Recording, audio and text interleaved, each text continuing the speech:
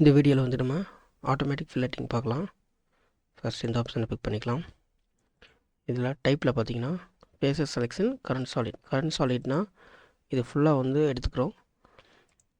Faces செலெக்ஷன்னா நம்ம வந்து ஃபேஸஸை வந்து செலக்ட் பண்ணணும் மேனுவலாக. இப்போ நான் ஃபேஸஸ் செலெக்ஷன் ஆப்ஷனில் போய்ட்டு இந்த சர்ஃபேஸ் இந்த ஃபேஸ் செலக்ட் பண்ணிவிட்டு நம்ம ரேடியஸ் வந்து டிஃபால்ட்டாக 3 mm இருக்குது. ஸோ அதே வச்சுட்டு ஜஸ்ட் ஓகே கொடுக்குறேன். இப்போ அப்படியே க்ரியேட் ஆகிடுச்சு. இப்போ வந்து பேக்கில் வந்துடுறேன். இப்போது ஆட்டோமேட்டிக் ஃபில்லட்டிங்கில் கரண்ட் சாலிடாக மாற்றிடுறேன். இப்போ இது வந்து ஃபுல்லாக வந்து எடுத்துக்கிறோம்.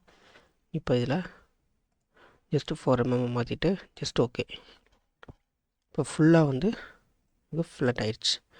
இப்போ ஒரு பாட் இருக்குது, ஒரே டைமென்ஷனில் ஒரே ரேடியஸில் வந்து எல்லாத்துக்குமே வந்து ஃபில்லட் பண்ணோன்னா நம்ம இந்த ஆப்ஷனை வந்து யூஸ் பண்ணிக்கலாம். இப்போ பேக்கில் வந்துட்டேன்.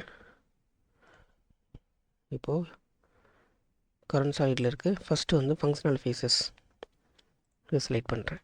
இந்த ஃபேஸில் இந்த எட்ஜஸ் மட்டும், இந்த ஃபேஸில் இருக்கக்கூடிய இந்த எட்ஜஸ் மட்டும் ஃபில்லட் ஆகாது, பேலன்ஸ் எல்லாமே வந்து ஃபில்லட் ஆகிடும்.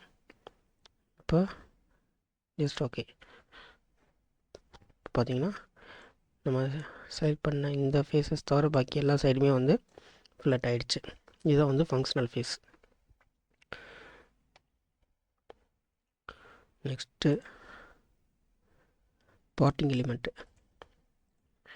இப்போ வந்து ஒரு ப்ளைன் வந்து ரெஃபரன்ஸ் க்ரியேட் பண்ணிக்கலாம். நீங்கள் இந்த வீடியோ இப்போ தான் ஃபஸ்ட் டைம் பார்க்குறீங்கன்னா இதுக்கு முன்னாடி நம்மளோட ப்ளேலிஸ்ட்டில் வீடியோ பாருங்கள். அதில் வந்து பார்ட்டிங் எலிமெண்ட் பற்றி நம்ம சொல்லியிருப்போம். இப்போது இந்த எட்ஜு, இந்த வெர்டெக்ஸ் ஒரு ப்ளைன் வந்து க்ரியேட் பண்ணியாச்சு. அது இந்த ஃபேஸ்க்கு.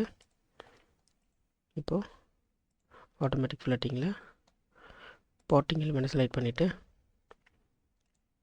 இந்த ப்ளைனை செலக்ட் பண்ணுறோம். ரேடியஸ் வந்து அதே ரேடியஸ் 3 mm. ஓகே. ஜஸ்ட் இப்போ பார்த்திங்கன்னா இந்த ஃபேஸை மட்டும் விட்டுட்டு பேலன்ஸ் எல்லாம் வந்து நமக்கு ஃபில்லட் ஆகிடுச்சு. இதுதான் வந்து பார்ட்டிங் எலிமெண்ட் ஆப்ஷன்.